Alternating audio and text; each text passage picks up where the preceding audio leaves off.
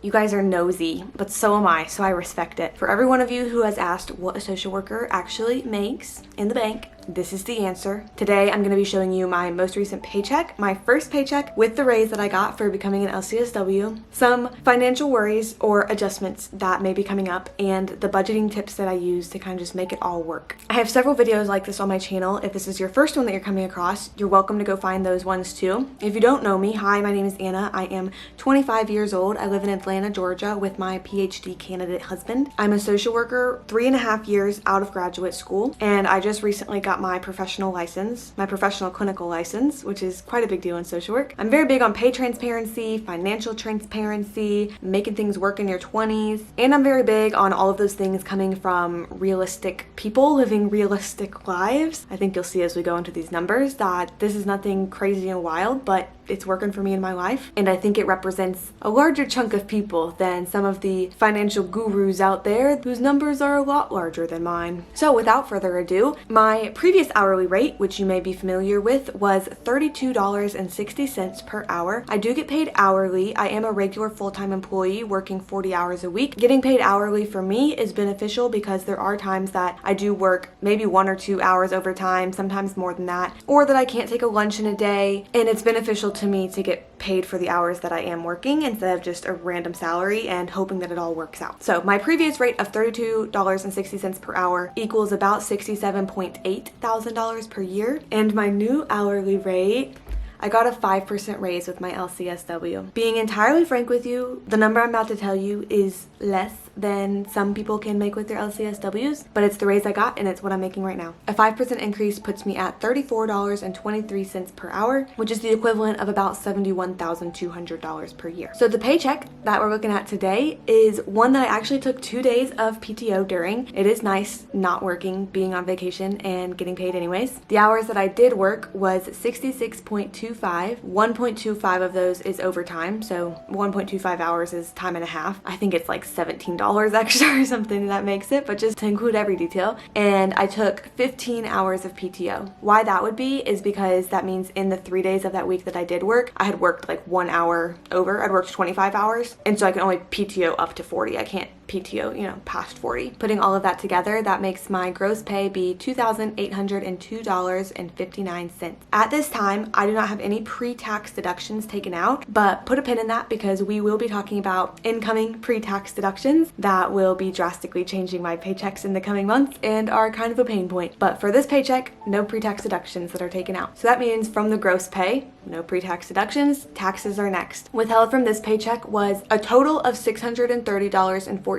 in taxes. That is OASDI, Medicare, federal withholding, state tax. The majority of that is the federal withholding. This paycheck actually did encompass a full 2 weeks in which the federal government is not open for business, but $294 paid in taxes to them from this paycheck. While these things are not money in my pocket, I do have several employer paid benefits that don't affect the money I'm receiving, just our benefits. The retirement match that I got from my employer this paycheck was $107.04. That's just money that they put into my retirement account, so it's free money. They match up to 4% as long as you're contributing 4% or more. I am contributing more, we'll talk about that, but that is their match. And then the other employer paid benefits are an employee assistance program, FMLA administration, group term life insurance, long-term disability, short-term disability. I also accrued 5.232 hours of PTO, but I did use 15 hours of PTO.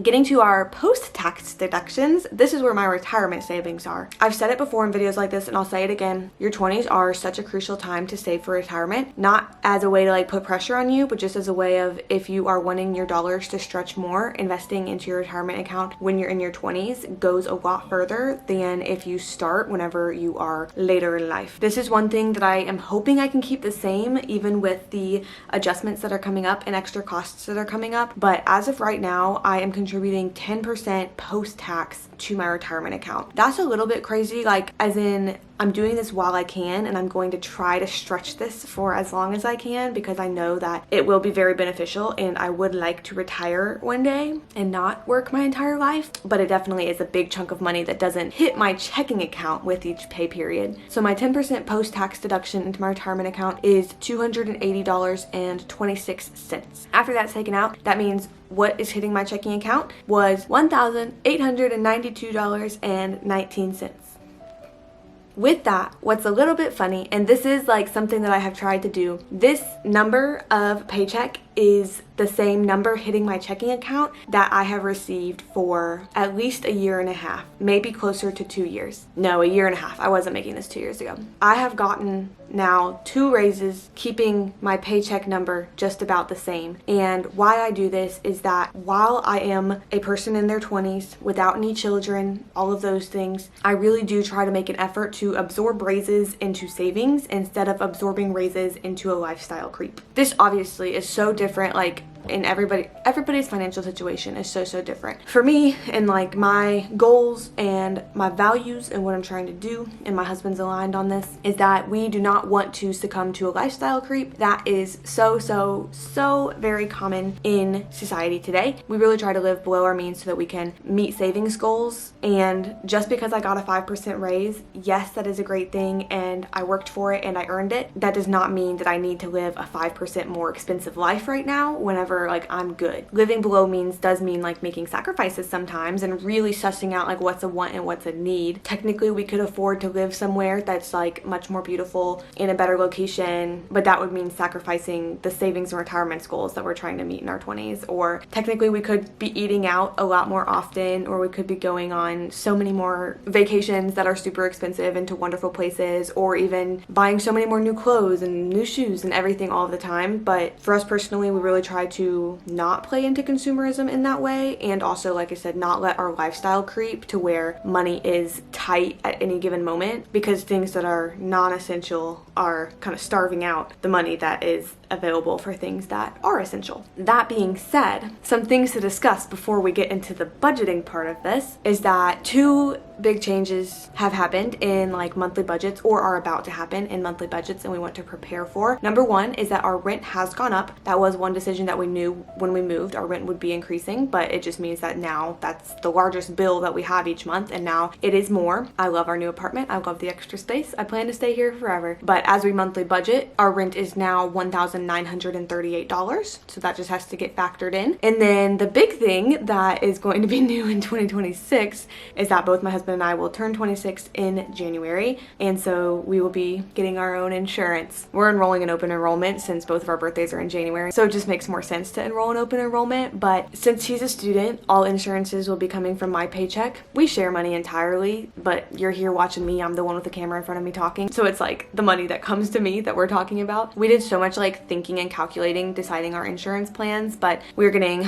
obviously medical, dental, vision, and that will be $227.69 from each paycheck for the both of us. Now, while this is a budget adjustment for me, because that is $460 from every single month that did not used to get taken out from my paycheck, I do understand that that is cheaper than a lot of people's premiums, and so I don't want this to come off as complaining. It's just adjusting for the budget. That is now my truth. The insurance plan that we decided to pick is a higher deductible, like lower premiums, higher deductible plan, and we did that because we want a health savings account, and by opening a health savings account too, there is an employer contribution that they will put into our health savings account, and health savings accounts are triple tax advantaged. I have only kind of recently learned what that means, but health savings accounts, you put money in before it gets taxed. It grows without paying taxes on it as it grows. For example, like a high yield savings account, you make good interest on, but then you do get taxed on that interest at the end of the year. Health savings accounts, it grows without being taxed, and then it can be withdrawn without being taxed. So all those things together, we really want a health savings account, and that's only an option for us with the high deductible plan. So I also will be making a HSA contribution per paycheck. I'm starting with $50. I kind of would like to go higher than that as possible, but with all of these changes happening to the paychecks coming in 2026,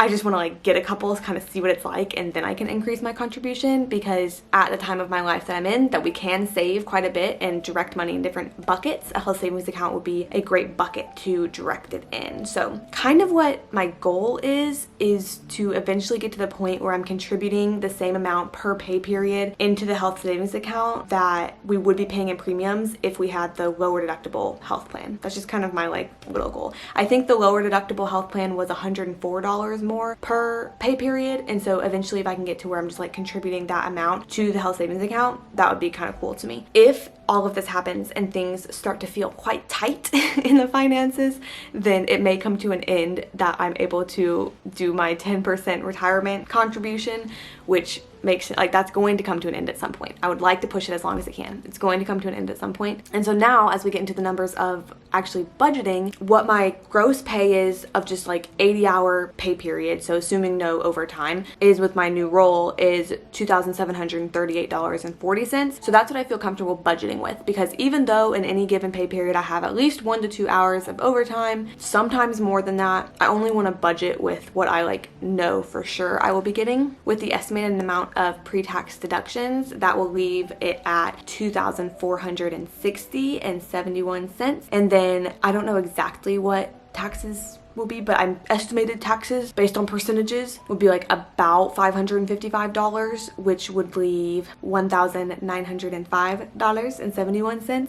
And then if we continue my current post-tax deduction of my retirement, that will have my paychecks be hitting my account at $1,631.87, which that is the amount that I was getting per paycheck several years ago into my bank account when I wasn't making as much into retirement and all of that. So that's a little bit frightening of a number to look at just because it does feel low.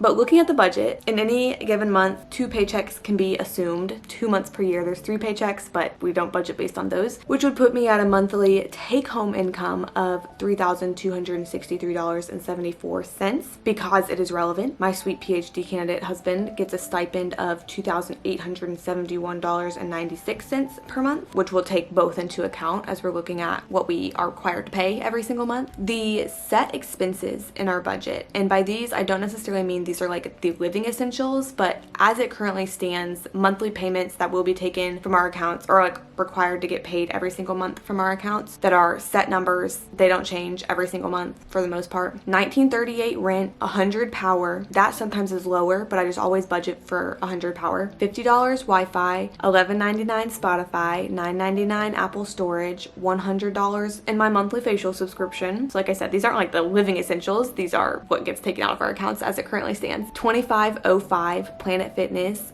$41.50. We're making a 6-month 0% APR payments on Zach's AirPods, so that's what that is. And then I'm on $100 per month medical bill payment plan. All of those set expenses together are $2,376.53. But obviously we have not bought any food yet. The variable expenses that I decided to come up with that I think are pretty guaranteed each month, like obviously we could change these things, but this is about what we're like pretty much guaranteed spending every single month on things like food. I said 1,000 groceries. Usually that's relatively high, as in like we will spend less than that, but that's what I feel comfortable budgeting, because I'd always rather my budget be higher and me underspend than me set this like super strict tight budget where not all the pieces are fitting together and then inevitably overspend on it and just like mess up the whole thing. 1,000 groceries, 200 eating out, and I include like lunches and stuff like that in there, and then maybe like 100 like the coffee breakfast runs. Not essential, but like that's an area that we're spending right now, which that's an extra $1,300. And so all of that together of like expected guaranteed spending, $3,676.53, which is now when we get into like a little bit of the unknowns,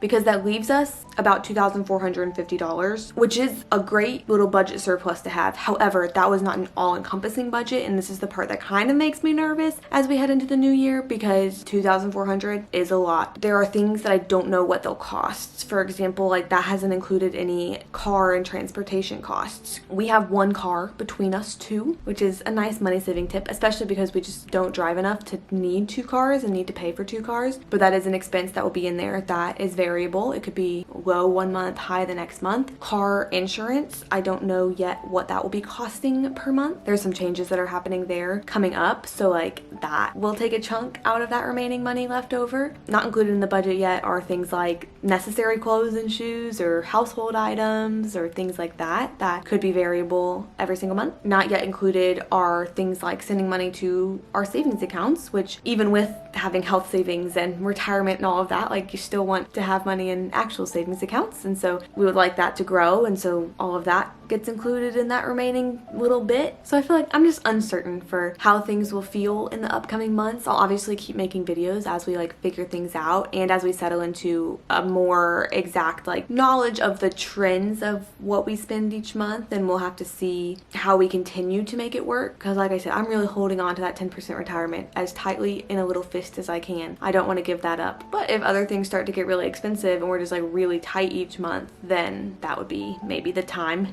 coming to give that up. And that's kind of how things are going. Those are like all of my numbers of my first paycheck with my raise. We're making it work. We will continue to make it work. I feel lucky to have the job that I have. I feel lucky that Zach gets the stipend that he does. Like, we are doing okay. Our budget is going to be changing, and there are some additional expenses that are coming, and the raise doesn't really be raising, you know? Let me know what other kinds of financial related videos you would like to see. I am currently planning on doing a 2026 financial reset where we go over the 2025 financial goals that we had set and if we met them, how close we got to meeting them, and also talking about just like the financial directions that we're planning in 2026, some of which I've already kind of touched on with goals, but that is a video that I am planning on upcoming. Let me know what else you would like to see though. Make sure to subscribe. That pause was for you to make sure that you were. And also, if you would like to support this channel extra and become one of B's besties, then there is information in my description on joining this channel as a member. I would be so lucky to have you. I hope you are having a wonderful day, and I will see you next time.